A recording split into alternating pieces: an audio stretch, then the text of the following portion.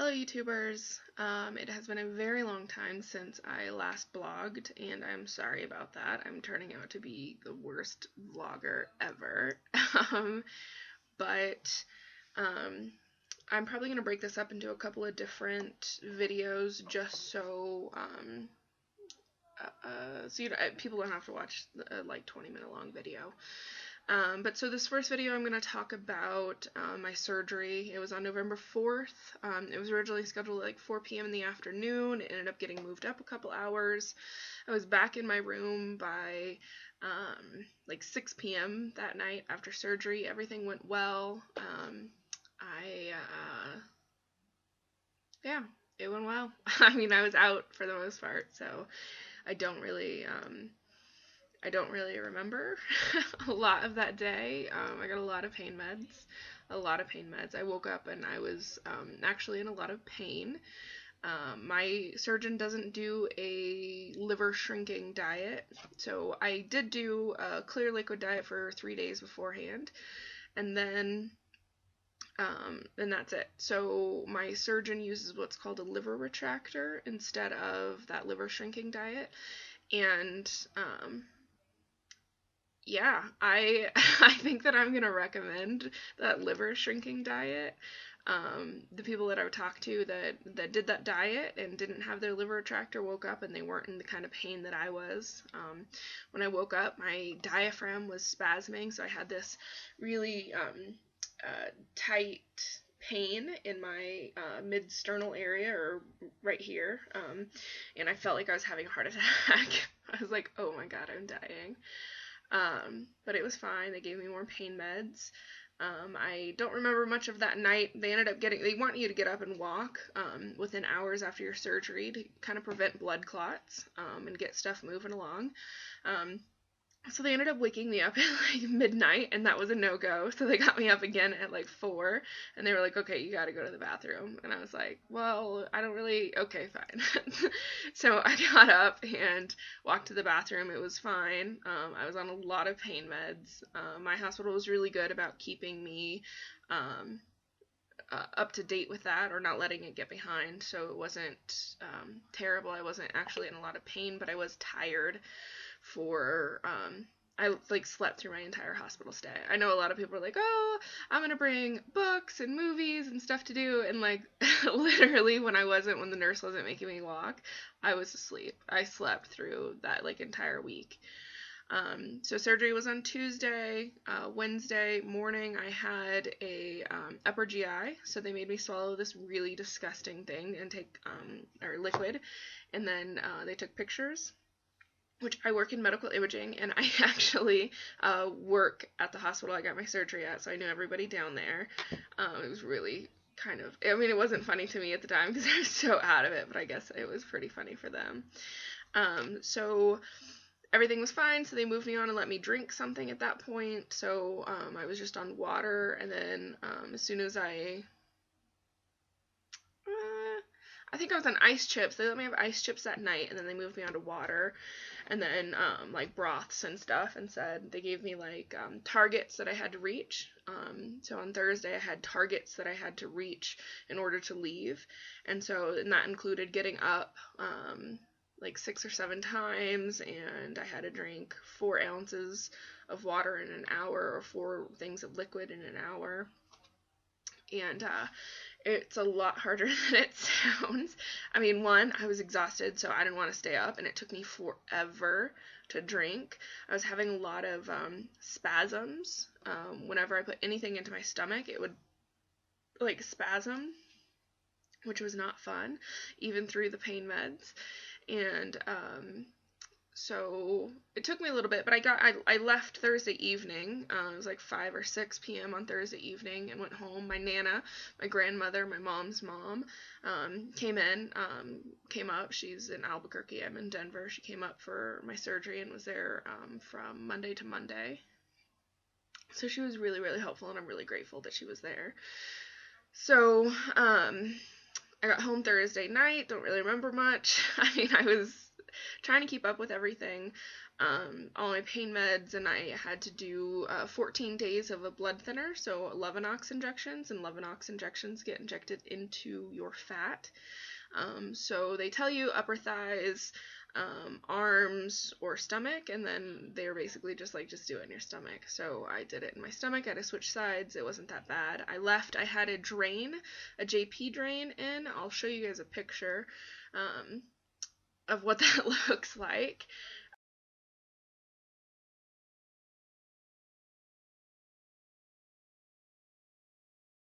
It was interesting. I had to express it or get rid of the fluid in the drain, which was kind of gross. And then I had a QS pump or something. It was like a pain pump that just gave pain meds or numbing meds constantly. And so I had like all of these wires and things coming out of me even after I left the hospital, which my surgeon told me 3 days after I left, or 2 days after I left, I could pull out the drain. I'll show you pictures of that too. It was not great.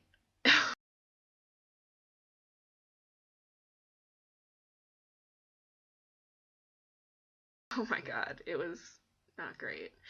Um, So I had Finagrin, which is a nausea meds. I was really nauseous. I will say that I was really nauseous, and they had me on like a nausea patch, and they had all of these things. And then when I went home, my nausea patch was done, and so I had to take that off. Um, and then the Finagrin was in pill form, which they told me to crush up, in little pieces, and so I did, and I mean, it was like a fourth of a pill, which is like really tiny, and I didn't think it was gonna affect me that much, but I took it, and it made me so sick. I ended up throwing up, which right after abdominal surgery, I had 5 incisions, and right after abdominal surgery, throwing up is the worst thing you can do. So I was like, okay, fuck the nausea meds, like that's not happening anymore. And then they gave me a liquid form of my pain meds, which, I mean, that first part, like coming out of surgery, like the first couple of days, I was so out of it, I didn't pay attention to the taste, but by Saturday, I was like, oh, this stuff is terrible, and it was making me nauseous just taking it. So by Saturday, I stopped taking any meds. I didn't take any pain meds, I wasn't taking any nausea meds, I was done. I just did ice packs, and, just kind of hung out on the couch. I didn't really do a lot. I walked around, I did do walking, but besides my walking, I wasn't like trying to do things around the house, or, I was relaxing. I was, trying to heal from surgery, which was nice to have my Nana here, because I have a cat and litter box and all of that. So she kind of took care of all of that. And I was still on the liquid diet. I was on a liquid diet, not clear, which is nice, but a liquid diet for a week, so until that next Tuesday, so Tuesday to Tuesday, and I was really thirsty. I did not want to drink at all.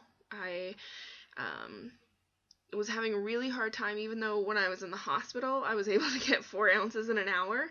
It seemed like when I got home and when I was off my pain meds, I was like, I don't want to do this. So I was sleeping a lot.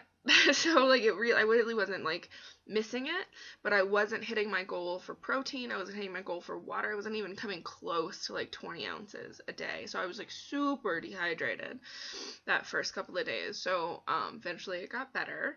And then on that next Tuesday, my friend flew in from not Portland. Well, she flew in from Portland, but she doesn't live in Portland, but from Oregon, and we went to school together. We're best friends. So she came, and she was going to stay for a week. So my Nana left, and then my friend came in, and I switched over to soft foods, which you would think I was super excited about, which I was, but it seemed like that transition was really rough for me. I was really nauseous, and anytime I put anything in my stomach that wasn't liquid, it would just make me really nauseous. I didn't end up throwing up, but that nausea is just not great. And then it was 2 weeks on soft foods, so like applesauce and like mushed up chicken or whatever, like, really soft foods, along with your protein shakes, because they want you to get your protein in. And that was okay. I actually did all right on it. I liked it.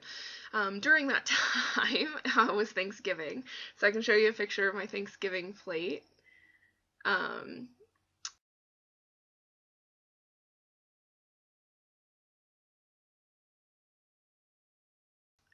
very small portions. I couldn't do the bread or the egg white there, and I think that was it. But so yeah, very small portions. I mean, I don't think I finished that plate. You know, you eat a little bit at a time, and you get used to it. But so Thanksgiving happened, and then I was supposed to go back after 4 weeks. So the first part of December, I was supposed to go back to work, and then I went and saw my surgeon at 2 weeks post-op, and he took out my JP drain then, which was different. It's this like really long tube, longer than that probably, in your stomach. So when he like pulls it out, which like it was stitched around the incision hole, when he pulls it out, it just feels really weird. Like, I seriously, it felt like I had a snake in there, and he was like pulling it out, so it was like wiggling, and but it wasn't that bad. You can watch YouTube videos on it. Like, there's this woman screaming, which I watched right before I went to my appointment, and I was like, oh my god, what am I getting myself into? But it wasn't anything like that at all. But so I got my JP drain taken out at 2 weeks. I forgot where I was going with that. Oh yeah, and then he said that he actually wanted me out for 6 weeks. The only reason why I have 6 weeks is because I work in a hospital, and he was like, I don't want you lifting anything above 20 pounds until 6 weeks, and my job description says that I have to be able to lift 50 pounds. So if I wasn't allowed to be alone with a patient, then there was no use for me to be there, because somebody was going to have to follow me around anyways. So I got coverage for another 2 weeks, so I didn't go back until the middle of December, which was a nice little like month and a half break there. And then I worked Christmas. But so surgery went really well. I did have support with family and friends coming in, which, ow, cat, oh my gosh.